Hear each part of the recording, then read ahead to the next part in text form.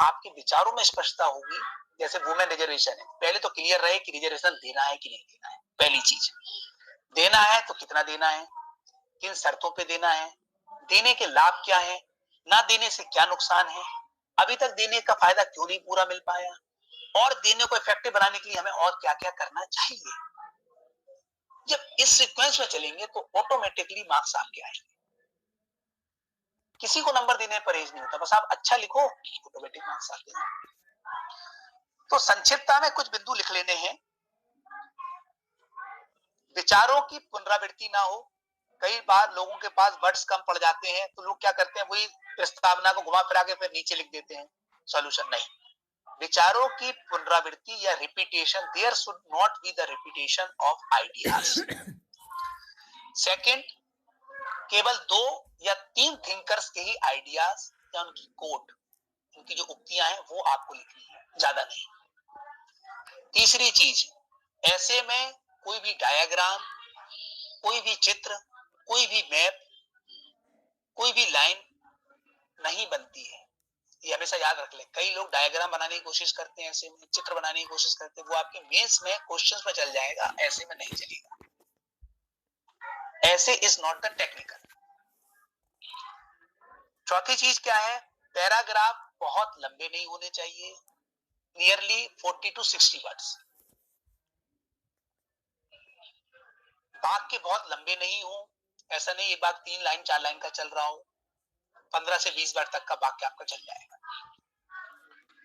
विषयांतर नहीं करें आप, टॉपिक से नहीं हटे। तो उसके लिए क्या करते हैं हम लोग, बार बार टॉपिक की तरफ देखते हैं, और जो पीछे सिनॉप्सिस बनाई है हमने पीछे वाले पेजेस पर, उसको देखते हैं क्या वो सारे बिंदु हम कवर कर रहे हैं, कोई बिंदु छूट तो नहीं रहा है, क्योंकि 17 मिनट तो हमने वहां दे दिए। तो उससे दिमाग में निश्चिंतता रहेगी।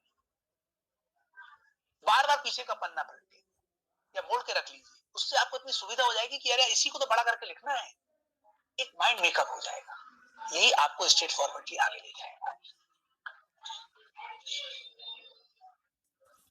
जैसे आपने देखा होगा कि साधु महात्मा जो होते हैं, एक छोटी सी बात ले लेते हैं, सत्य क्या है, उसी को घुमा फिरा के 2-3 घंटे का प्रवचन देते हैं।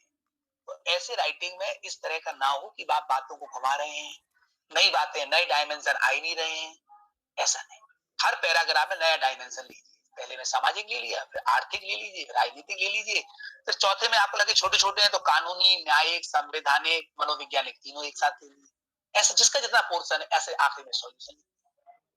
ये संक्षिप्तता का बिंदु हो गया। पांचवी चीज है विचारों की युक्ति संगत प्रस्तुति। मैं कोशिश करूंगा ये सारे नोट्स व्हाट्सएप पर या पीडीएफ बनाकर आप लोगों को प्रेजेंट भी कर सकूं, लेकिन आप लोग लिखते भी रहेंगे तो अच्छा रहेगा। इसको इंग्लिश में कहते हैं लॉजिकल रिप्रेजेंटेशंस ऑफ आइडियाज। ये जो बिंदु में लिखवा रहा हूं, ये यूपीएससी जब ऐसे चेक करता है तो इन्हीं बिंदुओं के आधार पर मार्क्स आपके डिसाइड होते हैं। ये हेडिंग्स हैं, इन हेडिंग्स पर हमें फोकस करना है। विचारों की युक्त संगति। युक्त तरीका मतलब होता है लॉजिकल। जैसे जब आप सोचते हैं तो सोचने का तरीका लॉजिकल नहीं होता है, कभी हमने कुछ सोचा, कभी कुछ सोचा, कभी कुछ सोचा, लेकिन लिखने का तरीका बड़ा क्रमबद्ध और लॉजिकल होना चाहिए। जब भी पहले आप समस्या का विश्लेषण करेंगे, first you will make the analysis of problem. पहले प्रॉब्लम का एनालिसिस करेंगे,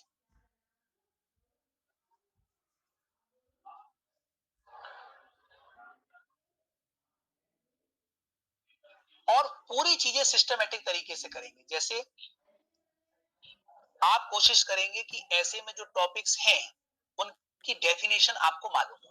जैसे आरक्षण, किसे आप आरक्षण कहेंगे, मैं जानना चाहूंगा। किसे आप सामाजिक न्याय कहेंगे, या वुमेन एम्पावरमेंट आ गया। वुमेन एम्पावरमेंट मींस क्या? लोग वुमेन एम्पावरमेंट पे बहुत लिखते हैं, लेकिन लोग जानते ही नहीं है कि व्हाट इज वुमेन एम्पावरमेंट। कई लोग लिख देते हैं सिंपल लैंग्वेज में महिलाओं को अधिकार देना। It is not women empowerment. आपको धीरे धीरे डेफिनेशन पर आना है। तो पहली चीज क्या है, डेफिनेशन लिखिए, अपनी लैंग्वेज में उसको समझाइए, उससे जो मिलती जुलती अवधारणाएं हो, कंसेप्ट हो, उनसे उसका डिफरेंस करिए। जैसे मैंने आपसे पूछा आतंकवाद पर ऐसे लिखिए, तो जब आप आतंकवाद पर ऐसे लिखेंगे तो ये बताएंगे कि आतंकवाद की क्या परिभाषा है, आतंकवाद की क्या विशेषता है। फिर आप एक पैरा में ये भी लिखेंगे कि आतंकवाद डकैती से, भीड़ हिंसा से, नक्सलवाद से, उग्रवाद से कैसे अलग है। अगर इस चीज को आप लिखेंगे तो इट मींस कि आपके आइडियाज और थॉट क्रिस्टल क्लियर है। जैसे हमें पता है हॉरिजेंटल लाइन क्या है सिंपल लैंग्वेज में, लेकिन अच्छा वो होता है जो बताता है कि this is horizontal line and this is vertical line and this is the difference between the horizontal and vertical line. उसका क्रिस्टल क्लियर हो, जैसे हम स्क्वायर और रेक्टेंगल में डिफरेंस बता पाए, इस तरीके से चीजों को करना है। क्या लिखना है क्या नहीं लिखना है ये सब चीजें मालूम। तो अवधारणाएं लिखनी है, मिलती जुलती जो चीजें हैं उनसे उसको डिफरेंट करना है कि भाई ये अलग है आतंकवाद उग्रवाद से। कई कई सामान्य रूप में इस्तेमाल किया जाता है लेकिन आतंकवाद की विशेषता ये है। इससे आपका टॉपिक फोकस हो जाएगा। फिर उसके बाद आप उसकी विशेषताएं बताएंगे। कोई भी टॉपिक हो उसकी विशेषता बताएंगे कि आरक्षण विशेषताएं क्या है, सामाजिक न्याय में क्या क्या। लोग सामाजिक न्याय पे बहुत लिखेंगे लेकिन सामाजिक न्याय की कोई परिभाषा है या सामाजिक न्याय को कोई कैसे जस्टिफाई कर पाएगा। 2 लाइन 3 लाइन में मैं आपसे जानना चाहूं कि व्हाट इज सोशल जस्टिस। आपका ऐसा होना चाहिए कि एक रिक्शा चलाने वाला, तांगा चलाने वाला भी पढ़े तो उसकी समझ में आ जाए लेमैन की तरह। कठिन शब्दों को, कठिन सिद्धांतों को यूज करने से आपके नंबर नहीं बढ़ेंगे कि आप सोचोगे मैंने अंबेडकर की बात लिख दी, मैंने टैगोर की बात लिख दी, मैंने अमर सेन की बात लिख दी तो ऐसा लगेगा कि मैंने इनकी किताबें पढ़ रखी। कुछ नहीं, आप सिंपल तरीके से अपने विचारों को बहुत प्रभावी तरीके से लिखिए। फिर आप लिखिए उसका इम्पैक्ट क्या पड़ रहा है। जैसे महिलाओं को आरक्षण नहीं दे रहे तो आप लिखिए कि इसका इम्पैक्ट सोसाइटी में क्या पड़ रहा है। या पंचायतों में हमने रिजर्वेशन दिया तो उनका इफेक्टिव यूटिलाइजेशन क्यों नहीं हो पाया। फिर लास्ट में आप सॉल्यूशन पर आइए और सॉल्यूशन भी आपका बहुआयामी होना चाहिए। जैसे आपके कारण है ना, सामाजिक, आर्थिक, राजनीतिक, मनोवैज्ञानिक, कानूनी, न्यायिक, सॉल्यूशन भी मल्टीपर्पस होना चाहिए। किसी एक चीज से हम सॉल्यूशन नहीं कर सकते, आपको चलना है।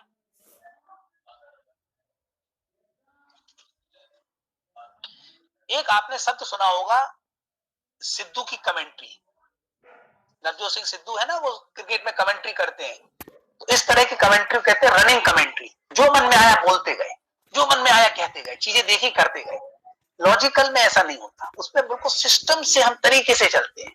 4 चीजें मालूम है ठीक, किसी को 6 मालूम है ठीक, लेकिन आप 6 वाले से भी अधिक नंबर ले आएंगे अगर 4 चीजों को आप क्रमबद्ध तरीके से सिस्टम से आप धीरे धीरे धीरे करके लिखिए। It shows your personality. ऐसे आप इस लाइन को लिख सकते हैं, ऐसे is the reflection of your personality. Interview से पहले का इंटरव्यू है,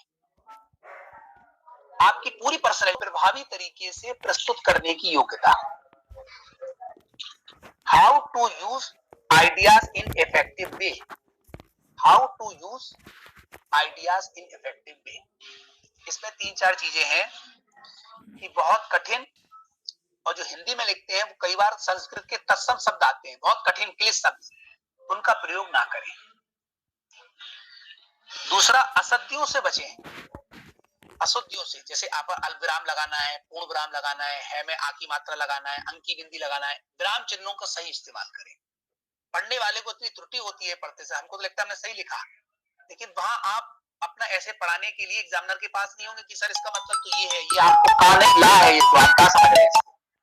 एग्जामिनर के पास उसी की समझ होती, तो राइटिंग बड़ी हो, है ना, थोड़ा दूर दूर लिखे, राइटिंग कई बार खराब हो सकती है, कोई दिक्कत नहीं, वो तो चूंकि बचपन से स्किल बनी हुई है। थोड़ा दूर दूर लिखें, साफ लिखें, बड़ा लिखें, पढ़ने में सुविधा हो। एग्जामिनर ने अगर ज्यादा पढ़ने में दिमाग लगाया तो आपके नंबर कम कर देगा। वो कहेगा जी हमें परेशान कर रहा है, हमें ज्यादा झुक के पढ़ना पड़ रहा है, आई साइड हमें वीक करने पड़ रही है, बार बार विराम चिन्हों की अशुद्धियां हो रही है, तो एग्जामिनर खपा, मतलब मार्क्स कम। अपनी बात को आप सिद्ध कर सकते हैं। अब मैं आपको बताना चाहता हूं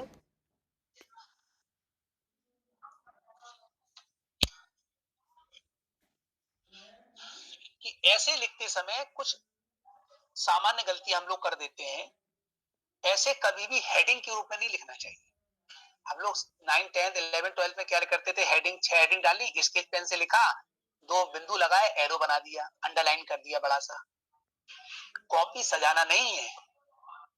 ऐसे राइटिंग पैराग्राफ के रूप में होगी, हेडिंग्स के रूप में नहीं होगी। ऐसा नहीं है आपने हेडिंग डाली, फिर आपने ऐसा लिखा, एरो बनाया, फिर आपने लिखा सामाजिक आयाम, फिर आपने लिखा सामाजिक न्याय, आर्थिक, अंडरलाइन कर दी, ऐसे नहीं।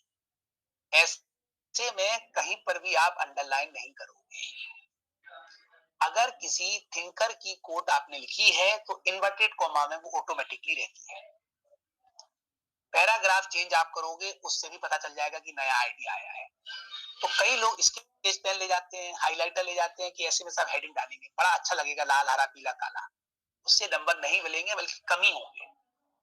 आप कभी ऐसे की बुक्स पढ़िएगा, कहीं पर भी हेडिंग्स नहीं रहती है। बहुत सिंपली, जैसे अखबार में नहीं आर्टिकल लिखा जाता है, हेडिंग्स में देखा कभी एडिटोरियल में हेडिंग दी थी, सीधा सीधा सिंपल सिंपल आप करोगे। अब जब बड़ी क्लास में हम लोग हैं। दूसरा, कुछ लोग पूछते हैं कि फैक्ट कितने लिखे जाएं। ऐसे बेसिकली आइडियाज और थॉट्स का सब्जेक्ट है, लेकिन फिर भी मैं कहता हूं कि 10 से 15% मार्क्स फैक्ट के होते हैं।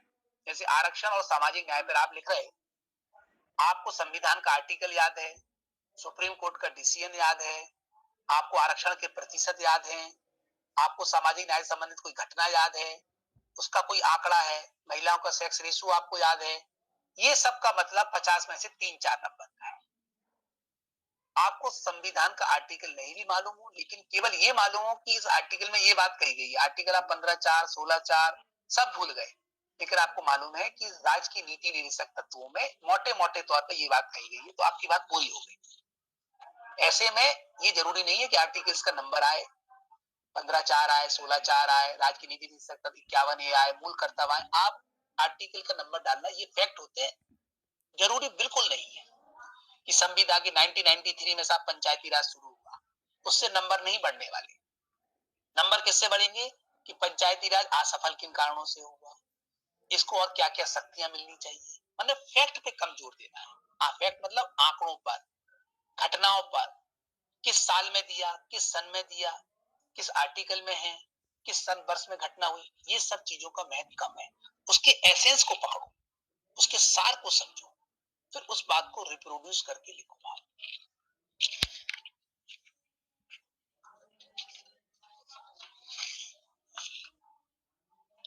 तो मैं आप लोगों को 2-3 टॉपिक दे रहा हूं, एक हफ्ते का होमवर्क दे रहा हूं।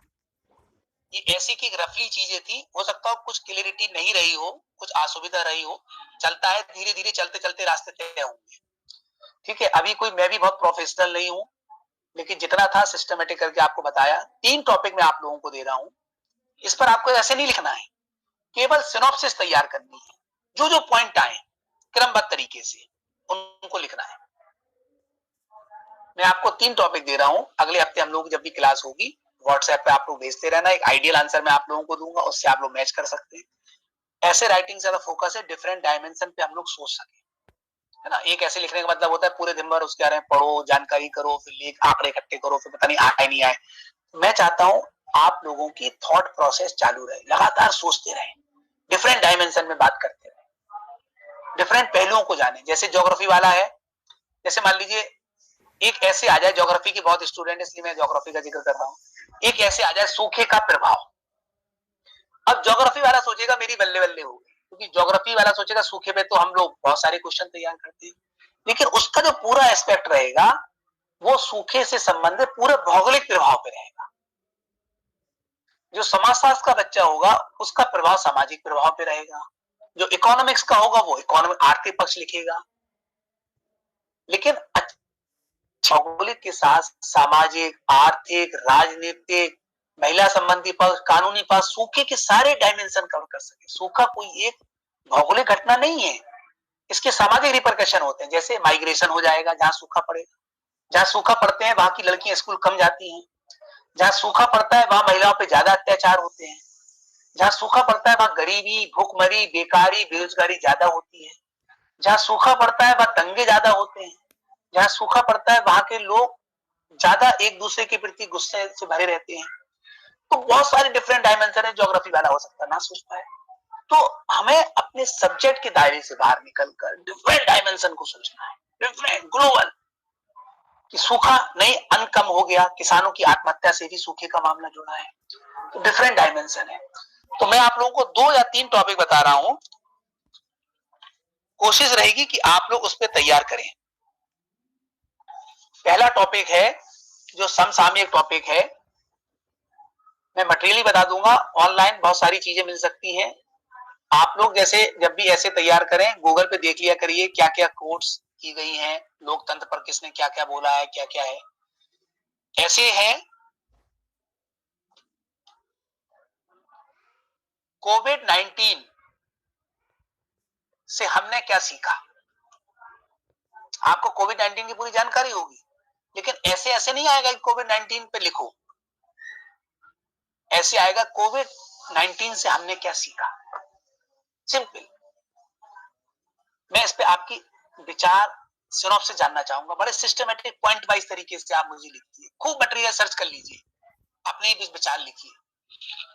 दूसरा टॉपिक है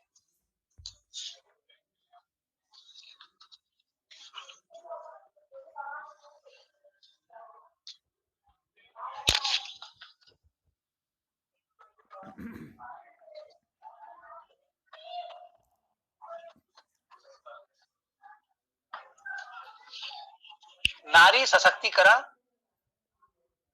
एक अंतहीन समस्या,